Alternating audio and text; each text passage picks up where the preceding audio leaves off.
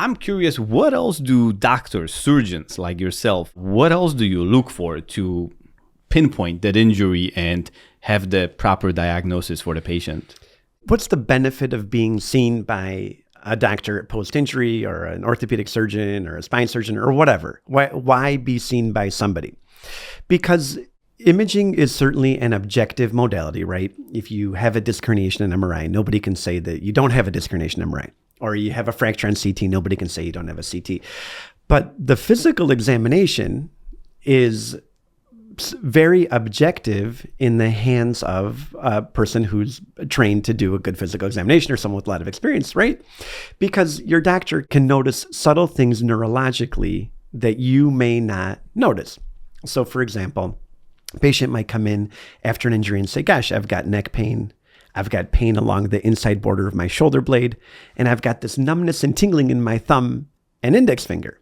And I might say like, wow, that sounds a lot like C6 radiculopathy, right? And periscapular pain could be the dorsal ramus of the nerve root. The thumb and the index finger could be the C6 nerve root.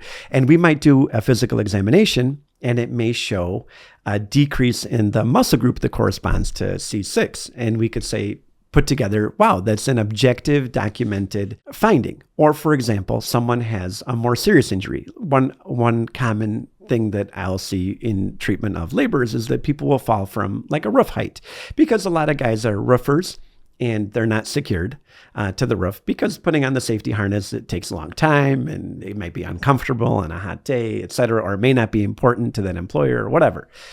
And people fall from a roof height. Well, roof height is enough to get like a spinal cord contusion. And you might have a spinal cord contusion, which will ultimately be manifested on an MRI as, let's say, some increased T2 weighted signal or whatever. And there may only be a subtle neurologic finding. You might have a small change in a reflex. You might have a subtle Hoffman sign, which is a little upper motor neuron reflex. Or you might have a few relative hyperreflexia in your legs, or gait instability, or maybe a little bit of posterior drift on Romberg's testing or whatever. You might have a subtle neurologic finding that a trained examiner can pick up that you might just disregard. And that's why there is so much objectivity in that initial physical examination. A lot of times people will say, oh, the only objective measure is an imaging study.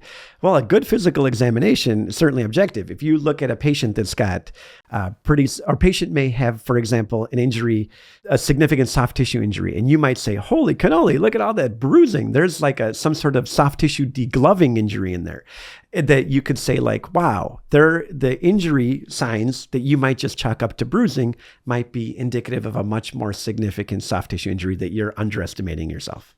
Have you ever had a situation where imaging looked good, but thanks to a thorough exam, you were able to uncover the underlying issue? Yes. So a couple of examples that just come to mind.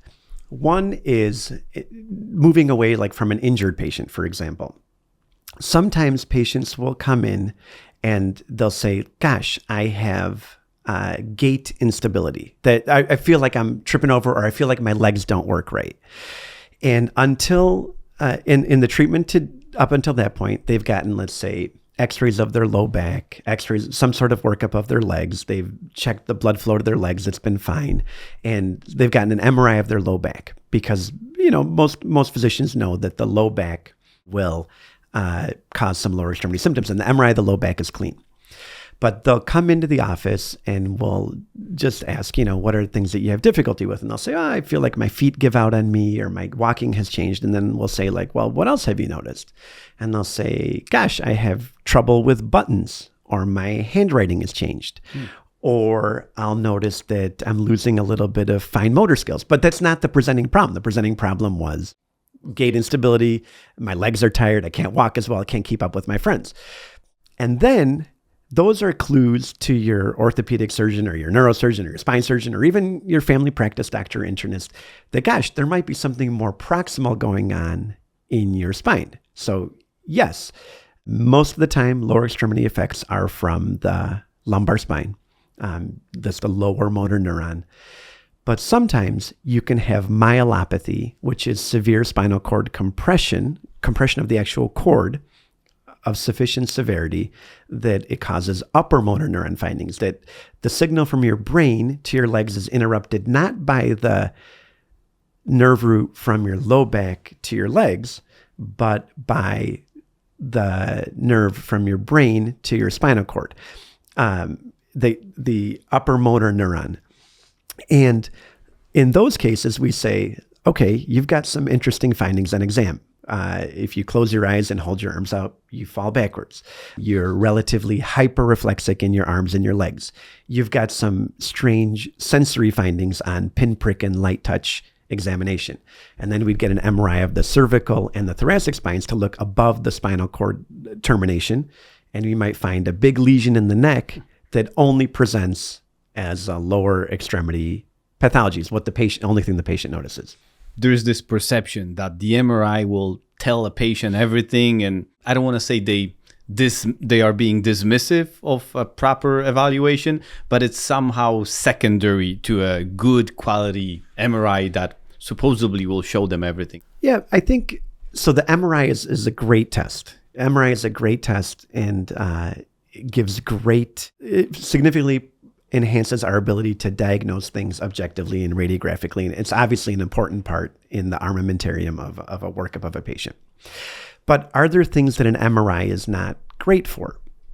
So one thing that comes to mind is an MRI may not always give you precise bony detail like a CT would, for example. So some patients have a bias against the CT. They'll say, gosh, so there are some situations which the CT is the lousier alternative to the MRI, and there are some situations in which the MRI is the lousier alternative to the CT. And in the emergency room setting, a CT is much more rapid. You're probably going to get a CT if you get anything beyond a plain X-ray. You're probably not going to get an MRI. But you say, like, where's a situation where an MRI may be inferior to a CT? And that's when you have precise bony detail, for example.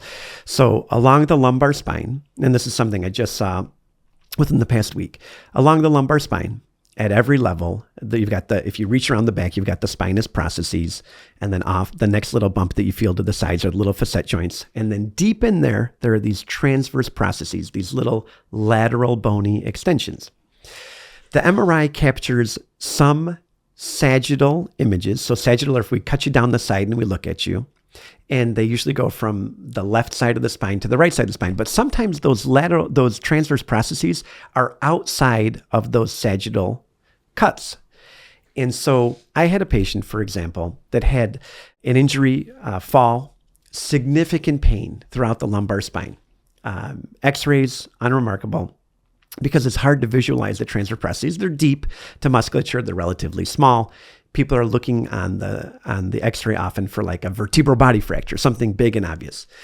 And then unexplained pain, they get an MRI. Well, it turns out that the transverse processes were just outside the sagittal cuts. The window that captured the spinal canal from left to right was this big.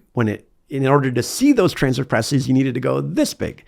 And so, on the cross-sectional cuts, the cuts just missed the transverse processes. And then they get a CT. We're like, well, let's take another look. There's something quite not right here. And they get a CT, and the CT gives you bony detail that is otherwise missing on the MRI.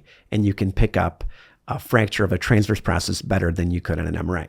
Now, conversely, you can have patients who have an X-ray, and they can have a CT for, let's say, a vertebral body compression fracture without collapse, but there's an occult fracture, and that may not be visible.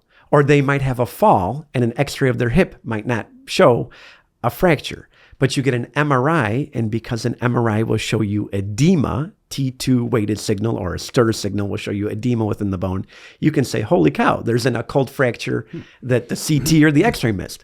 So there's no perfect objective test. Sometimes you need a healthy degree of suspicion, a physical exam, a good history, and 1 or 2 or 3 objective tests to explain the pain. And even though things should be obvious, we say, gosh, we got the gold standard MRI test. If it's not there, it can't be anywhere. Or we got the CT. If there's nothing there, you don't have anything. Sometimes having a healthy dose of suspicion and the patient reporting insufficient response to treatment based on the identified pathologies, you look a little further and you can pick something up.